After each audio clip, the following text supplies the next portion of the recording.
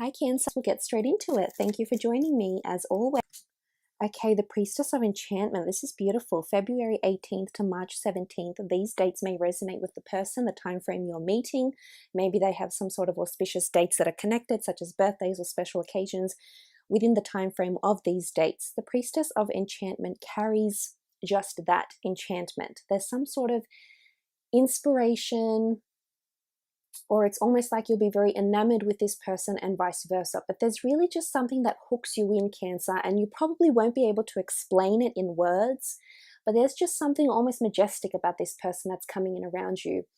And for you, emotionally, I feel like you'll really just connect with this person. And if the Priestess of Enchantment is coming up, it really indicates that this person is going to inspire, mentor, lead, guide you in such a beautiful way here. They're constantly going to inspire you, and they are very enchanting in what they do. Now, this could be the way they carry themselves, the words that they speak, the energy that they have around them, but it's just going to pull you in, Cancer, in a really beautiful way. And as I said, you might not be able to describe it in words, but the feeling will be there. There's no doubt that this enchanting feeling will be there, and it could be something almost like they believe in magic or they believe in fairy tales. So I feel like they're a hopeless romantic, or they believe in the sort of magical element of love and of soulmates, which is really beautiful. I think there's someone that's coming in with a lot of hope, a lot of magic, a lot of wishing. Okay, all right, you've had this one sticking out. I wanted to flip it over, but I wanted to flip these ones over as well. Okay, the Priestess of Intuition. Now, the Priestess of Intuition indicates that this person is someone who's very intuitive.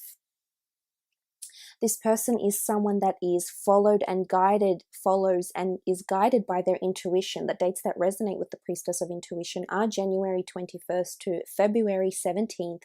This indicates that there's some sort of premonition or hunch or possibly metaphysical energy or image that comes up for you around the time frame when the two of you meet, or when the two of you meet. It's just an intuition, and as I said, I feel like it's beyond words, Cancer, and it's just a feeling. I think you need to think about the feeling, because there's lots of blues here, and the blues indicate emotions. So you really need to think about how you feel about this person, because this is your intuition. This is your emotion that's going to be reaching out and speaking to you, and you need to listen to this, because I feel like your intuition about this person and their intuition about you is going to be reciprocated. It's going to be spot on, and this is how the two of you will connect and be compatible, because both your intuitions are being guided into each other. And this is something really powerful, Cancer. This is something that's higher than ourselves. This is a higher power, a higher doing, divine orchestration here from the gods, the angels, the universe. This is something really physical, really metaphysical, as most soulmate relationships are, but this is just something next level. And honestly, looking with the intuition card here, I feel like you'll be intuitive about where your future will go with this person, almost as if you'll see this person's future in your eyes. Now, they could also be involved in tarot, intuition, mediumship, clairvoyancy as well, these people, so you might notice these attributes to them. Okay, solitude. I feel like they might only have a few select group of friends, Cancer. They like to keep to themselves. They like to withdraw. It's not that they're not social. I think they are social. However, I think because of their intelligence and their empathy, I think they could be very much an empath. I feel because of this, they tend to steer away from large groups of people, because they are so empathetic and carry that residual emotional feelings within them, and they in turn don't want to feel too weighed down or burdened down by this sort of energy. And this may be something they'll open up to you about, or this may be something you just feel about them. Remember, there's feelings that you'll feel about this person, and I think for a lot of it, it's connected with this. There's also this with the Priestess of Solitude. This equates to autonomy. So this could be they own a self-governing business. This could be they're on the path to success. This could be they're self-studying, they're self-learned, they're self-educating. There's something about autonomy around them as well. Now, the Priestess of Innocence, I think, was poking out, so I wanted to pull her out. But this is beautiful. I like this. I think this person has a very optimistic and childlike view on love and possibly life. I feel like they're innocent of a lot of hurtful experiences, maybe. Maybe they've never really experienced a soulmate connection before, or maybe they've never pursued it or followed it enough to know. But the Priestess of Innocence indicates that they have been innocent or have closed their eyes to something. You can see You can see this priestess here, she's got her eyes closed. Now, this could be that they close their eyes to visualize and communicate with people that have passed on, or they need to register everything they're feeling about people around them, because I feel they have some sort of ability, a metaphysical ability to feel or to think what other people are thinking. And I think this will be very, very intriguing for you. I also feel like with innocence, they might not have lived many lifetimes. Their soul might be quite young, or they might be quite young at heart with the Priestess of Innocence. I love what this represents. There's a purity, you know, you see these baby pink colors. So this is beautiful. I feel like they like to be outside, they like to be outdoors, and they believe in the element of nature and magic and everything that it can bring to you. So this is someone who's very, I think, whimsical or creative, possibly a writer, an artist of some kind. I think, you know, I wouldn't be surprised looking at the Priestess of Solitude here that they may be someone that, because of fantasy experience or creative imagination, they're able to conjure up these wonderful stories. Okay, the Lovers card. Some of you, this person is already in your life. You just haven't noticed them, Cancer. This person has already, it's almost like Cupid has been, has already pricked, you know, has already used his bow and aimed and fired at this person in your life. So for a lot of you, this person is already around you in some way. Maybe they're a neighbor, maybe there's someone you work with, maybe there's someone you talk to online, maybe there's someone in your community or in your town, but there's someone you might have crossed paths with already here with the Lovers card. It's also indicating with the Lovers card that this person is, again, there's a romantic notion, so they could be very romantic. They could be a believer in soulmates. Something about the element of choice, or there's two different people. You can see two different people standing by the man. So whether you're a male or a female, I feel like you have the element of choice here with soulmates. And this is really interesting, Cancer. This could indicate that you currently have two soulmates that are coming in at the same time, or you have two different people that are coming in that both could be or are soulmate material. And I'm often a big advocate on having many soulmates.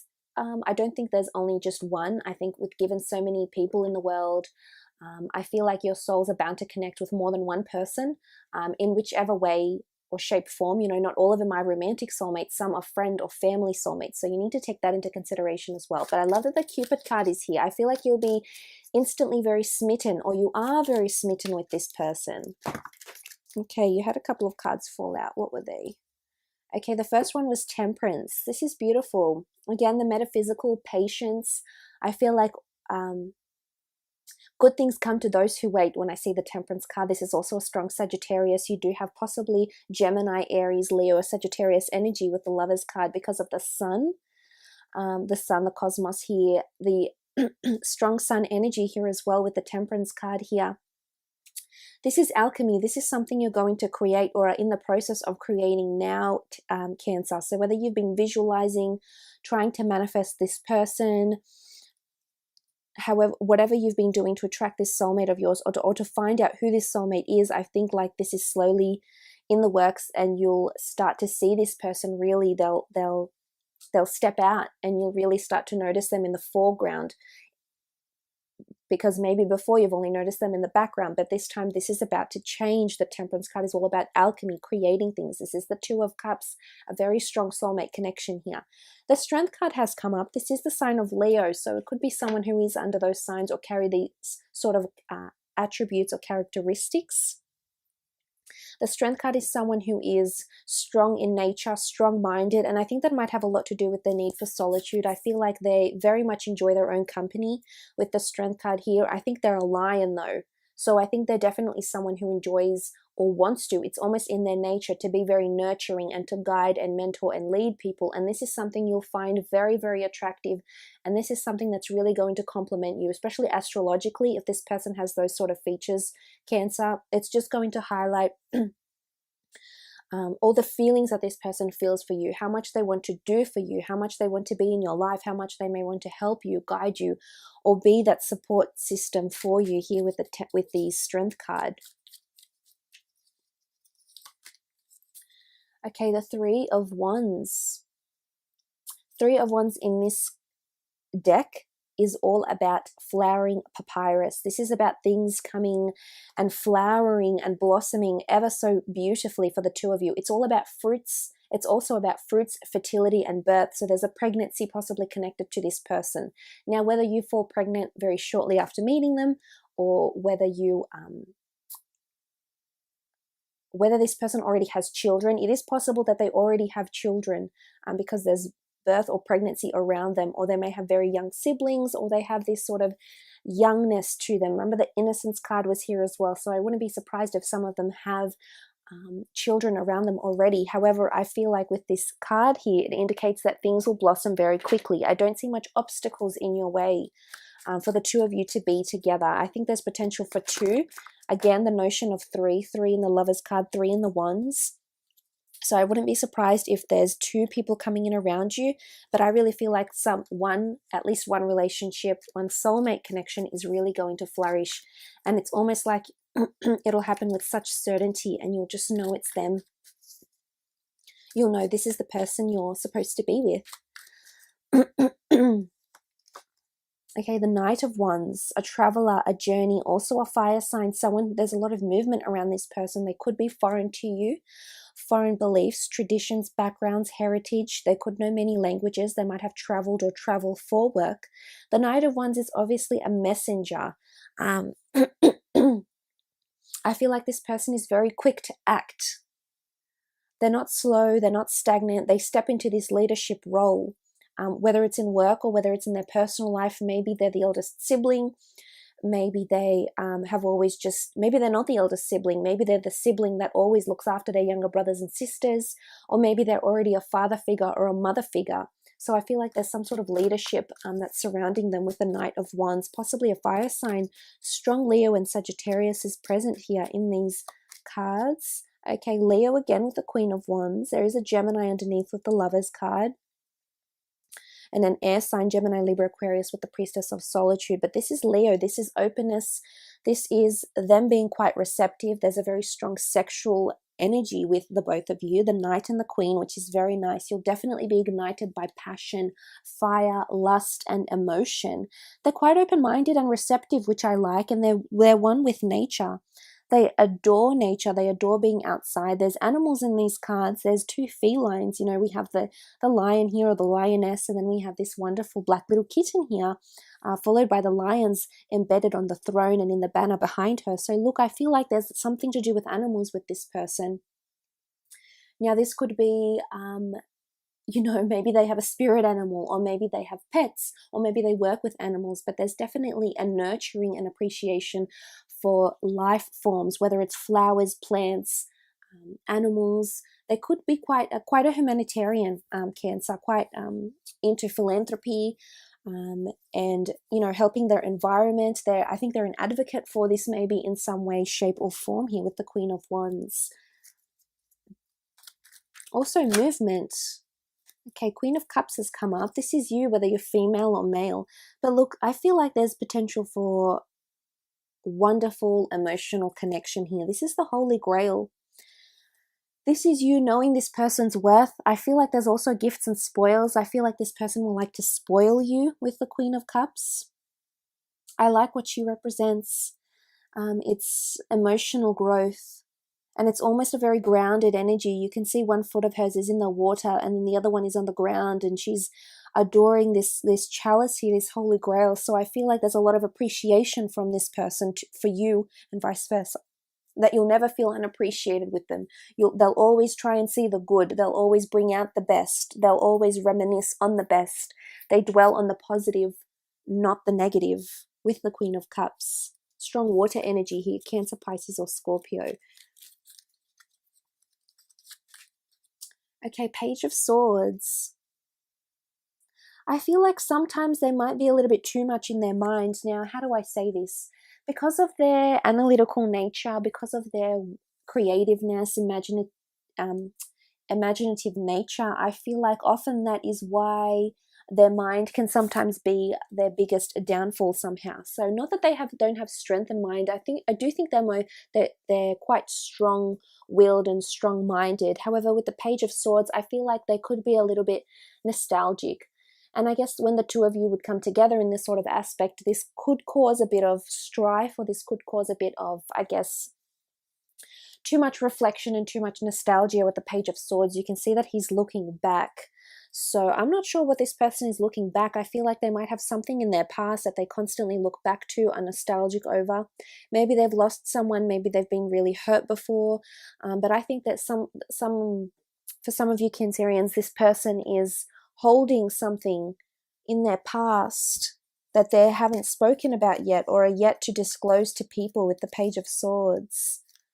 Sometimes their mind can get the better of them, and sometimes instead of listening to how they feel, they listen to their thoughts, and sometimes they act with logic and not with emotion, is what I'm seeing here.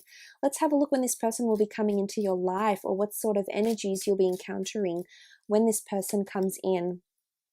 Oh, wow. Okay, this is true love. This card doesn't come out too often, Cancer, so I'm very, very glad it did, and I couldn't be happier that it came out for you. The love card is all about a true twin flame soulmate connection here with the love card. And if this person is coming in at a time where you'll feel the most loved. This could be in friendships, in family, maybe if you've come from a dysfunctional family and you're still healing, or there's still breakthroughs that need to be achieved or worked on. I feel like this person is coming in at a time when love is the most potent thing for you in your life. Love for animals, love for pets, love for friends, love for siblings, love for cousins, etc. It's when you exhibit the most love. So when you exhibit the most appreciation, the most love for things around you in your life, when you have that pure, and this is self-love too, don't forget, this is self-appreciation and needing to love yourself. When you become in alignment with this Cancer, you will invite this person into your life, and you will share this wonderful connection, because this is a tree of life. And look at the two of you. This is when you will meet. This is when you'll connect under this tree of life. Absolutely beautiful here, Cancer. I hope this reading has been insightful for you. Thank you so much for watching.